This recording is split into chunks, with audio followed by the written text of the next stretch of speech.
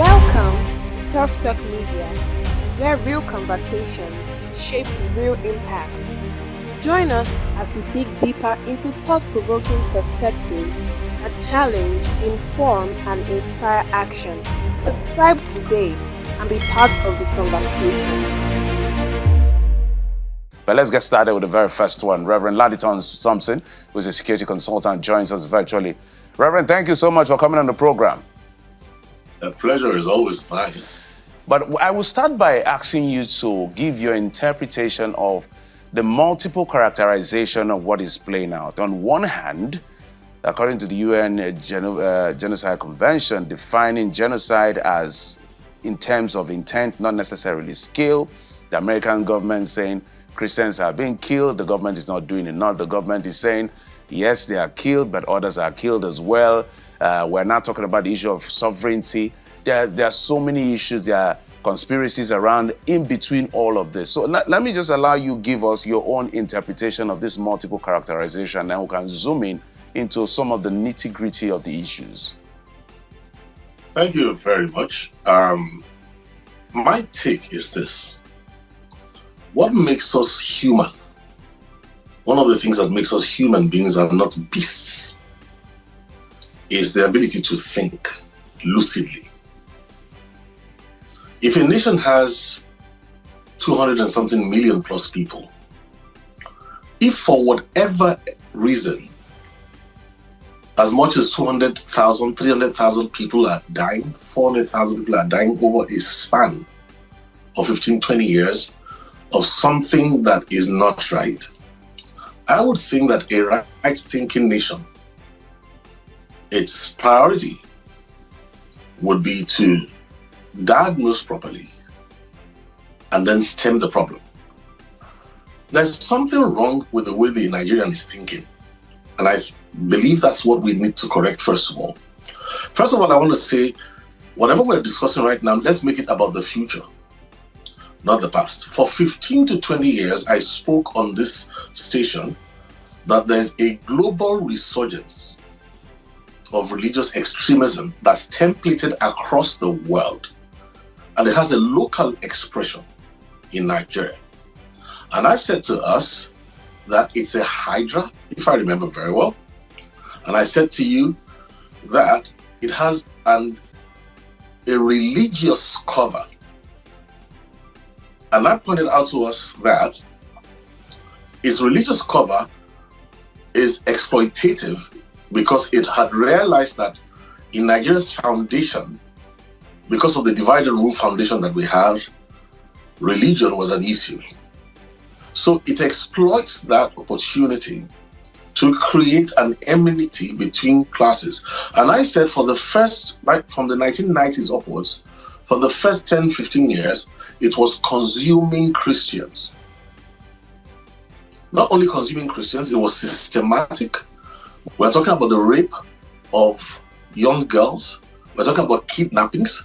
And we're talking about the fact that when we got involved, we found out that it's so clever that it was operating in a way it was difficult to detect. And I remember saying ahead that at a final stage, towards the end, it will begin to kill Muslims. And when I said that, I was as a special advisor to the CAN president then, they were surprised. And I said, no, we've studied the MO of this thing. And whether we like it or not, if you want to go theological, let's go hyper-dimensional. If you're a Christian, for instance, you will know that in Revelation 12, the Bible talks about the dragon with 7 heads and 10 horns. Now, one of these heads, the mountains, is religion.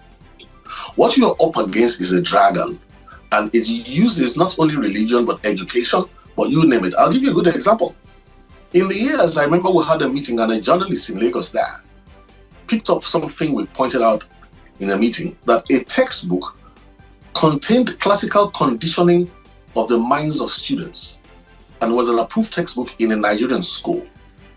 It had a character who used to kill people and offer them to convert to Islam or be executed. And the journalist went ahead and, printed it. And when he did, a sack letter was waiting for him. He was charged to court. The police, the judiciary, everything was lined up to take care of him. Now, this is an interesting thing. That manufacturing company printed a new version of the textbook, presented it in court, minus that story, forgetting there's a second-hand market because they removed all copies swiftly. So who does that? When we went to a second-hand market and presented old copies of the book, they threw the case out, and then there was a national furor, so they quickly retreated and he got his job back. Now, what I'm going to ask you is this. What amount of intelligence does it take for you to see that there's something moving and working together behind the scenes? So we shouldn't be in denial. Let me just sum it up like this. Nigeria is a country that has multiple problems, like maybe a patient has Ebola virus, has HIV, and then has a virulent case of cancer. Shall we now say that because there are other life-threatening diseases, shall we now deny the cancer? So I don't want to say anything more than this, because there are two sets of people who have to be careful. When a soldier joins the army, he doesn't sign up to live. He signs to die, to defend his nation. When a pastor, a Christian, a minister becomes a pastor, he doesn't sign to live, he signs to become a living sacrifice, which means the nation should trust on them, at least the pastors, to speak truth to people of religion. So let's get away from this silliness, because anybody with an iota, I know that it uses media as a force expander. It's very confusing. It's not very easy, but through the years, we have broken this thing down and showed it for what it is. So it is actually wicked, asinine, for anybody in Nigeria who knows Leah Sharibu, who was taken at age 13 or 14, has been raped brutally, has 2 children somewhere in captivity. They don't care about it, whether she's in captivity or not. I'm surprised that the people who are in Nigeria who remember Deborah Samuel in Sokoto, who was killed. The students who killed her on religious basis were never tried. I want to remember Christiana Oluwashesi in Gombe 2007, a teacher who was slaughtered by students. They went after her nursing baby towards the gate. Now, I can go on for a whole day listing them. The young man who came from Britain to come and do his youth corps in Plateau State, they were shouting Allah Akbar when they slit his throat, and they had him call his parents to listen to his death throes. So what are we talking about here? Now, the challenge is this. This Hydra has a head in politics. It has a head in education, like I showed you. It has a head in media. It has a head in practically all things. Many nations have learned to deal with it, but Nigeria never got it right because of asymmetrical warfare, hybrid threats, and of course the use of media as a force expander. So the point now is this: because we refuse, or whether it's a lack of courage, whether it's cowardice, whether it's confusion, for whatever it is, we have not really faced up to the truth. And that's where we are right now. So when a man like Donald Trump comes in and says, look, the bloodshed is copious. Now, I'm telling you why Nigeria has been silly. Over the years, there have been too many foreign observers who have come into the country who quietly have been watching the figures, collecting, collating. I remember this same confusion at the time we were looking for the FTO designation on the Boko Haram. The Boko Haram was so disguised. Some said, no, it's ethnic. Some said, no, it's this. Some said, no, it's that. I remember in 2012, there was a hearing on Nigeria in the US Congress. And you would not believe the asinine arguments that we heard there. Don't forget, in my desk, at that time, the American government, Secretary of State at that time, was funding the Boko Haram in Nigeria. So now, all of a sudden, there's a change of government in America.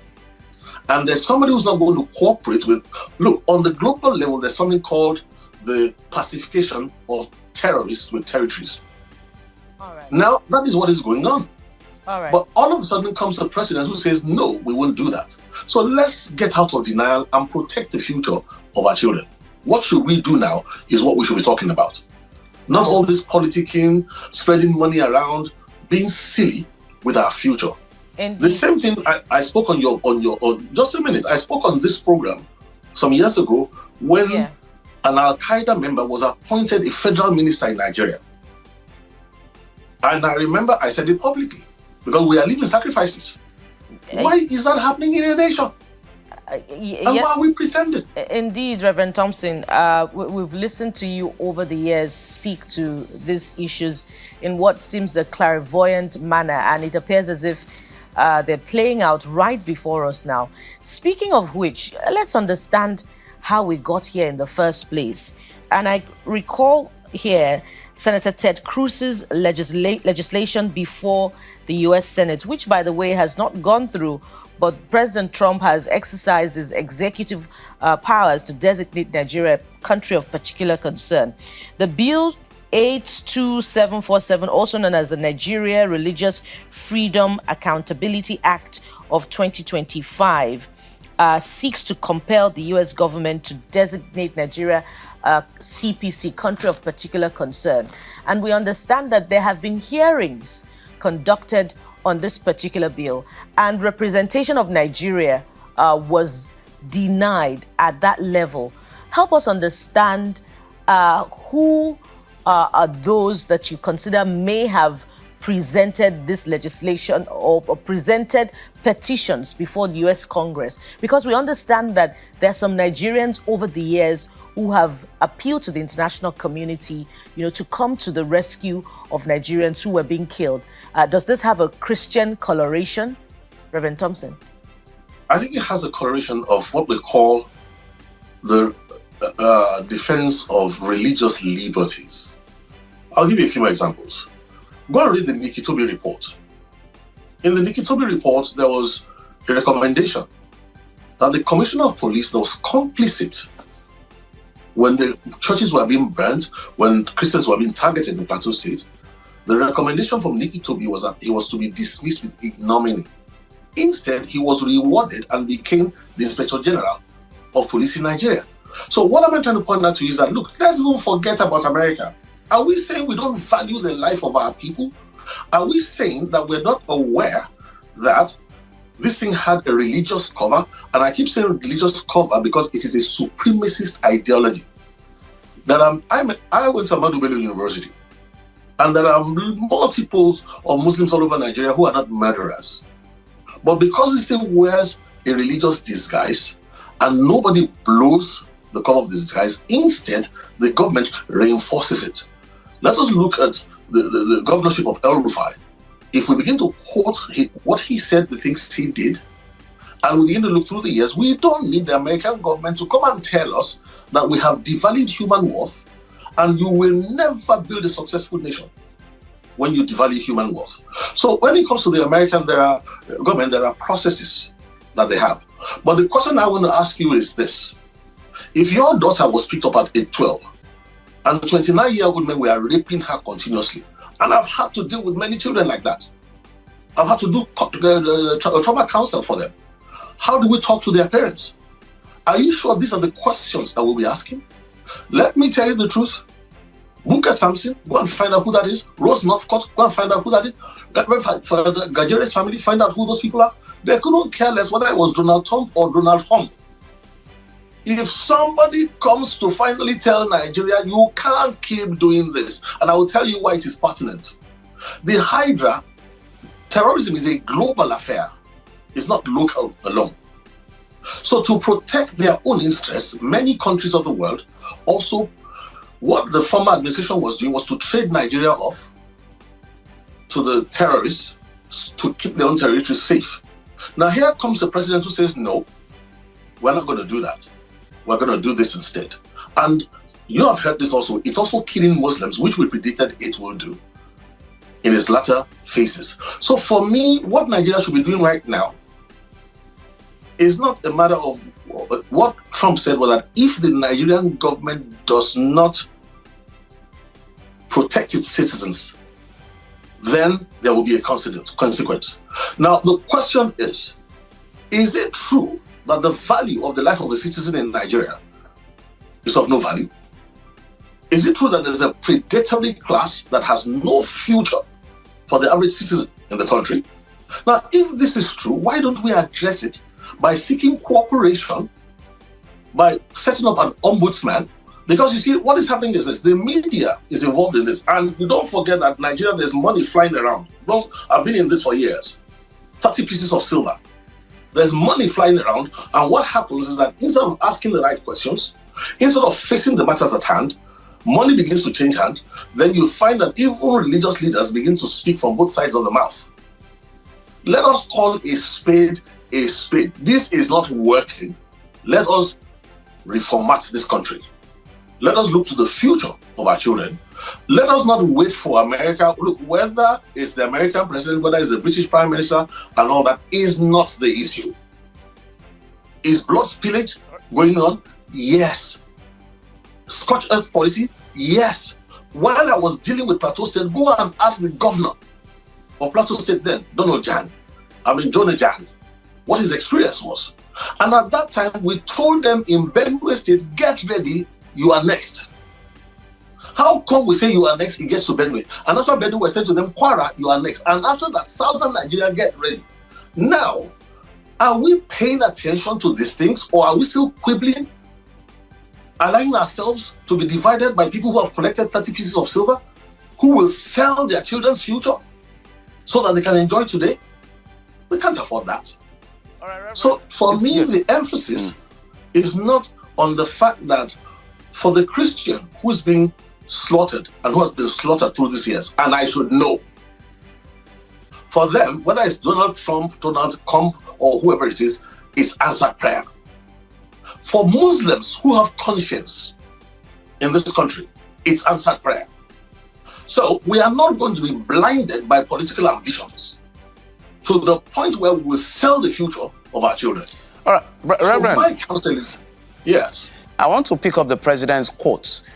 He said the characterization of Nigeria as religiously intolerant does not reflect our national unity. But we know the facts that are available to us. Donald Trump and his government and his Minister of War, as it is called, gave a precondition, saying, we will do the job if you refuse to do the job. When that is said to the president or to our nation, what drastic measure do you think they are talking about to, first, keep them off our shores, second, rebuild confidence in our people that lives of citizens, especially Christians and Muslims affected by this, is valued? Now, this is where we know whether we have leaders who care for the life of the citizen or leaders who just want to hang on to power at all costs. A leader who cares about the life of the citizen, like I said, would probably first of all set up an ombudsman of some sort to clarify the issues, to bring forth statistics, which we will. If they dare, we will. We've seen the oppression and the suppression through the years. And if that president knows that this is not right, and if that president knows that there's no infiltration in high places as admitted by presidents before him, if that president is a serious-minded person, the focus should be protecting the lives of our people. Now, what is America talking about here? I think the allusions America is making is this. Excuse me. Let me talk about Leah Sharibu, for instance. Everybody in the world knows where she is with the children that she's been raped and she's rearing. Where the locations of terrorist camps are, everybody has been telling us for years, and we've been saying it, that there's complicity in high places. There's government complicity in this thing that's been going on. And I don't know how anybody will continue to live in denial when you know it will end up devouring this nation. So for me, I keep saying this. If America says, listen, remember the underpants bomber, the son of one of the wealthiest Nigerians, who took a suicide bomb and was going to explode it in America. I told you this is a global problem. And it is not all countries that will wait for us to destroy Nigeria. If Nigeria goes, West Africa will go. If West Africa goes, Africa is gone. What do you think will happen if all the resources of West Africa or Nigeria falls into the hands of this Hydra, which is a real Hydra? Why is our president not talking about that? Why is he not talking about that? Why is he not looking at the statistics and then saying, look, this is what we are going to do? So please, Mr. Trump, there's no need for you to come here. This and this and this and this is what Nigeria is going to do. We believe in the future of our children more than you can believe in the future of our children. And we have looked into what you have said. We're not going to be replying, with just hyperbole and just, talking politics with the lives of people. We're going to reply you factually and say you are right or you are wrong. And if you are right, we're going to say, okay, maybe this is the challenge. And I'm going to tell you what the real challenge is. The simple thing that is true is this. You are dealing with an intelligent hydra that collapses nations from within. So the corridors of power. Look, why would America sit down and watch you if in your Nigerian army, every time you capture terrorists, you claim you have found a special elixir that changes them, and then you absorb them into the Nigerian army? Now, the people sitting down and watching that happen, is it that they are not thinking? Is it that they don't understand what the future is going to bring? So I keep saying something to us. The buck stops at the president's table, which is what I said when Muhammad Buhari was the president of this country. The buck stops at his president's table, and it's unfortunate, that statement he made, when he said that the genocide is a lie from the pits of hell. People like us, we will show him that it's not a lie. And the Sultan piped up and said something like that. With all due respect to the Sultan, the question I asked the Sultan was this. If we came and provided proof statistically all through the years of the killings, all the way from Rigasa 2000, and showed you pictures, I got tired. Look, I began to feel, I don't know whether it will affect you or not when you see the amount of blood spill. I've been in places where the bombs are still exploding. Go and ask my friend Musa Tula in Bauchi. You're having church services, an explosion, then a leg will land in the church. And because this thing is being done systematically, the church in the south will pick up 30 pieces of silver and then be talking in tongues on both sides of the mouth. What is going to happen to the children? So let's bring it back home here. Is it true? And if it is true, what are we doing? Forget about what America is doing. If it is true that our forests, let me even tell you the truth now, we are living sacrifices. I had a security meeting with the governors of the Southwest more than 10 years ago. At that security meeting, I remember furnishing proof where there were camps all in the forests. Did anybody go and clear the camps? No. Instead, we're talking. Excuse me, please. To be a human means we must function and think about the future of our children. Look, when people use terror clinically, people become cowards. People become confused. So let us face the issue around protect the future. Listen, Nigeria is a great country. I attended Ahmadu Bello University. Northerners are cautious. Let us reformat the country properly. We have systemic problems. For you to get into politics, the Hydra knows how to play you. All right. And that's right. But Reverend, let's also look at another aspect of the conversation, which is the international dimension to this.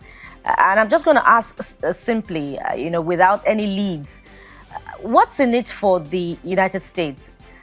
Can we say that genuinely they're so concerned about Christians, regardless of whether or not, the genocidal aspect to it is valid? What's in it for the United States? Okay, let's talk about the war of narratives. Let me tell you what is not in it for the United States. For many years, the total annual budget of Nigeria, all put together, is usually the same at par with the budget of Hartsfield-Jackson Airport, or one of those airports in Atlanta. The total budget of Nigeria. Secondly, for every year, do you know how much the diaspora sends into this country? So, first of all, this war of narratives where people are saying, oh, America wants this from us, America wants that from us. Hello? Can we please wake up and smell the coffee? Let me tell you what is really going on. On the global stage, if you go and study Fukuyama, Francis Fukuyama, the last man standing, Henry Kissinger, Kaplan, and Huntington, everybody knows that a new day is coming in front. So the challenge right now is that many countries who have the strength are contributing to try and control the narrative of the new global order of the new day that is coming. So all over the world, quietly, these forces are clashing all over the world. Now, when all the people did all their researches, they thought it was either going to be the Russian bear, or it was going to be the Chinese dragon, or it was going to be the sword of the Middle East, and all the contending factors. Africa was not. Look, Africa as usual is fast asleep. Nigeria is the giant of Africa. We are the ones who should be talking about the global future and the part of the African in the global future. Now, this is really what is going on. So, because those people are having these tosses out there, they are starting to control the narrative. Now, what they did not see coming was that one man will get to power in America and change the dynamics of power completely, who somehow would seize his presidency and use it in a way that has never been used before. Let me tell you what is going on that we don't realize. We're looking at the new future. We're looking at the tussle that determines the dynamics. Right now, Nigeria says we have a democratic republic, a shambolic democratic republic that has no checks and balances, that encourages corruption. Now, the people who have the original one are tweaking it already. The Chinese are tweaking it. Everybody's making their answer. What is our contribution? That is really what is going on. And I want to say to us, Nigeria needs to understand this. Our destiny is to rescue Africa. If we manage our diversity in Nigeria properly, we shut down this killing of Christians, killing of Muslims at the last hour and all that, and we create a proper nation. Our children, listen, people will leave America and come and live in Nigeria. People will leave Britain and come and live in Nigeria. We have everything that anybody can ever wish for. The only disaster is, right now, there's an age bracket. I think everybody 55 and above now are a national problem. Listen to them talk. The younger generation are not even allowed to have a life to live. How can there be a nation devoid of a future? What I'm asking myself is, sometimes I want to ask President Ahmed Tinubu, these days of artificial intelligence, these are days when the cutting edge of science and technology, 2 states in Nigeria can feed the entire country. We are still talking about desertification. When all over the world, we have Nigerians in positions of authority in every field, whether it's robotics, nanotechnology, you name it, we've got it. Where is the central vision that will bring it all together? Stay informed, stay inspired, stay tuned to Tough Talk Media, where real conversations shape real impact. Don't forget to like, share, and subscribe for more thought-provoking discussions. Thanks for watching.